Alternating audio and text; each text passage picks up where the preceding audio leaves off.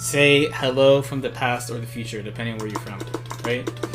So this clip I am making for YouTube, stream people. This is about a pretty common thing that is said in streams, right? Just 2H the SuPERdaSh. Just 2H it. Why don't people just 2H SuPERdashes? Why don't they do it?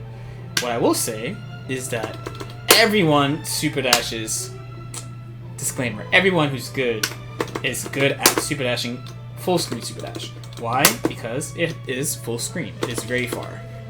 The one that is hard, and let's build it out. Let's build it out using the amazing upgraded training mode.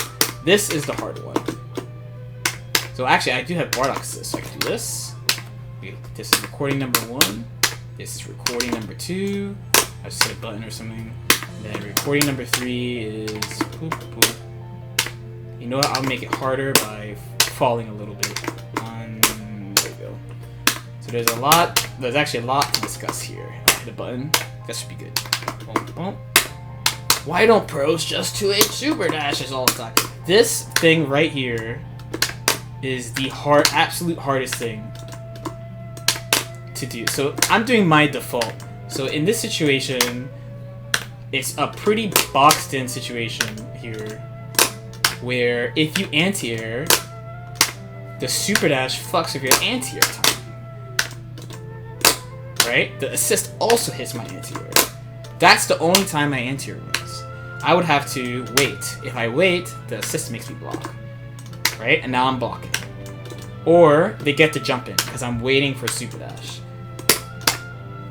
Look, SuPERdash still didn't come. I'm sitting here waiting for SuPERdash, still didn't come. In a match, and then when it finally came, I couldn't react to it. The closer SuPERdash is, the harder it is to anti-air. The closer the SuPERdash is, the harder it is to anti-air. From point blank, it is... I don't think it's actually... if I recall correctly, you go off the ground in 4 frames. So the real startup is like 17, right? So even though this is 28, they have other options. They have other options. So there are a couple of ways of going about dealing with the situation. Everyone deals with this situation differently. Some people just always hit the anti-air, and they don't give a fuck. They always hit the anti-air.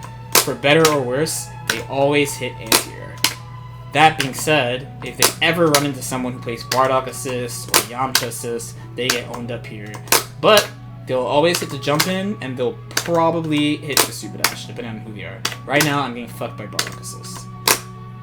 I got hit by SuPERdash anyway. Some people never do anything, so they could only hit the SuPERdash, which is fine, but then you let them jump in on you or call their assists over you. Some people always jump. This is actually pretty good. Jumping loses to SuPERdash, but you avoid the assists, and you might hit them out of the jump. But you'll get hit by SuPERdash or you'll block SuPERdash. The way I'm doing it, I'm blocking. Okay, I got hit that time. But the main thing is, like, when you're this close, especially when the opponent is above you, it's literally random. It's random. You need a method of dealing with that, and everyone has their own method. You might be saying, okay, you should just reflect, and I'd be saying, yes, I agree with you. Reflect is super good here. It still has a couple of weaknesses, but it is good to reflect here. It is very good to reflect here. But the main thing is that a lot of these situations, basically, people only look for SuPERdash full screen. When you get close, you have to wait for it. If you wait for SuPERdash, the opponent can do literally anything else. You can't let the opponent do everything else. That's why people run around really quickly. On the other hand, if you're running around really quickly near them and they SuPERdash at you, you're going to get hit. That's why so many of these just 2H those SuPERdashes happen, because you can't just 2H it. It's too close, and it stops your momentum. That's another thing. It stops your momentum. So if you try to hit a normal anti-air, the SuPERdash will hit you. So you need to build a plan for that little rock, paper, scissors triangle of jump, assist, jump in, or a jump SuPERdash. You need your own way to deal with it. My personal thing that I choose to do now is that if I'm at this range, I'll either do this, right? This is the dash to make the SuPERdaSh take longer. I block the assist in that case, which is like, oh well, you know. Or when I'm nearby, I move in a way that I'm not trying to actually hit it. I don't even care about hitting it. I'm trying to not get hit. I'm personally more concerned with not getting hit. So, okay, why didn't you 2H that SuPERdaSh? He can have it. He can have it. I'm not getting hit. As you can see, the frame advantage is negligible. He doesn't have advantage. I prefer not getting hit and returning to ranges where I can react to stuff. The additional thing I think you could do is that if you're Br0, thankfully Br0 has a move that punches upwards and hits jump-ins and SuPERdashes and them at the same time. So, see? So that's fine. It hits them all the same. So if you're a character that has an up grab like Android 16 or a move like Br0's M Lariat, then you could do that. But in general, I try to stay in ranges where they can't do that.